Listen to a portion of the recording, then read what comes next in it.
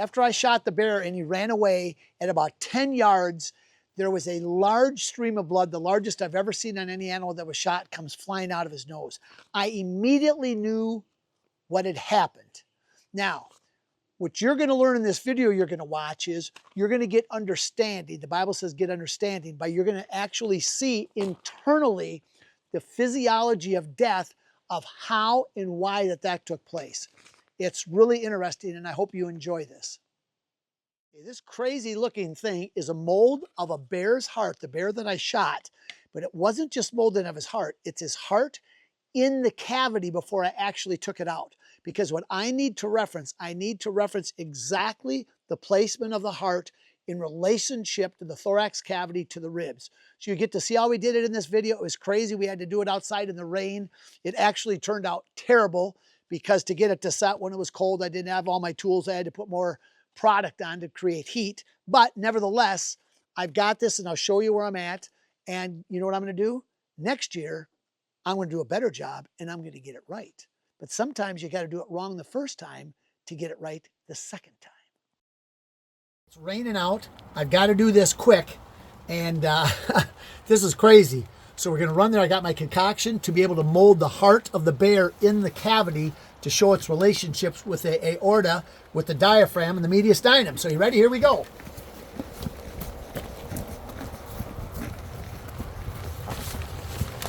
Voila, there's our bear. You see there's a black line down in the bear's heart. That's to be able to pick up. That's for orientation. Okay, we got to get all that to go down there.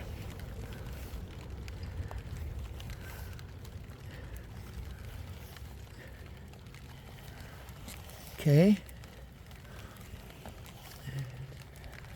Got to get as much of that as we can on there. Look at how beautiful that is. If I could only get it, if it only it wasn't raining out. Yeah. Okay, my friends, that's it for now. We'll see what happens after the first coat. Let's see, doing this here, out in the rain here. Look at this. Dedicated anatomy hunter Brian Johnson. Dedicated or crazy? Which one is it? Okay, this is the heart mold from the other side. I know it looks kind of crazy like that, but it's turned out super good. Then on this one, I just got to gently pry this up because this doesn't have fiberglass on. This is just Bondo, and that can break. So all it's got to do is touch in one spot. And the secret is you don't pull it. You just keep working it, and you pull the flesh away from the Bondo. You don't pull the Bondo away from the flesh. Kind of the opposite of what you think. And you take it easy and you work it. And voila. And look what we've got. Now look at that going right in the aorta there. The Bondo shot in there. Do you see that black line? That black line, when I make the heart and I reproduce it, that is going to give me the perfect orientation because that followed the 7th rib just like that. So that's going to allow me to place this absolutely perfect. Is that fantastic or what? Look at that. So to me, look at the aorta coming up over the top here, coming in through there, splitting off there. Wow, this goes into all this here, the trachea. Oh, this is super, super cool. I love it. Okay, there we go. So now there's what we molded. Now here's what, let's just take a look at it now. Here's the heart. 1, 2, 3, 4, 5, 6, 7. See that? That's where that heart sat in there, just like that. The 7th rib, it followed up and in. And this will show you, it sets here. Look at how it cut that aorta. See, now you can see it better today. On the other side, we couldn't see it, Doris. So I did not hit the heart. I did not hit the heart at all. Okay? Where did I come through there? So I came in through there, trying to find the hole. Okay, right there. The reason we can't see the hole is I came literally right through the trachea because the trachea sits on the other side. So I hit the hole in the trachea.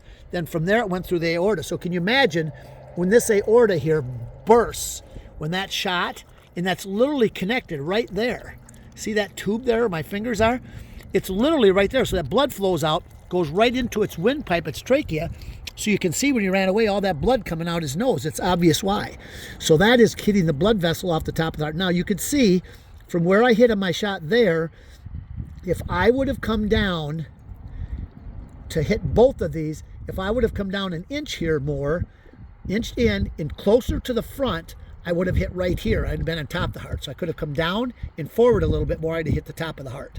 And then I would have hit, instead of just the aorta, as it ascends up to go to the back, I would have also hit it here, what's actually bigger here on top of the heart. That's the true fire hydrant shot, hitting it here, because this is twice as big because it comes up here and then it splits. It splits and goes this way and it goes this way.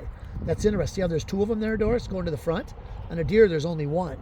Okay, now look at all the blood. This is the backbone there. So let's take a look at how much height that I had in my shop to go how much higher I could go, because that heart's down there like that.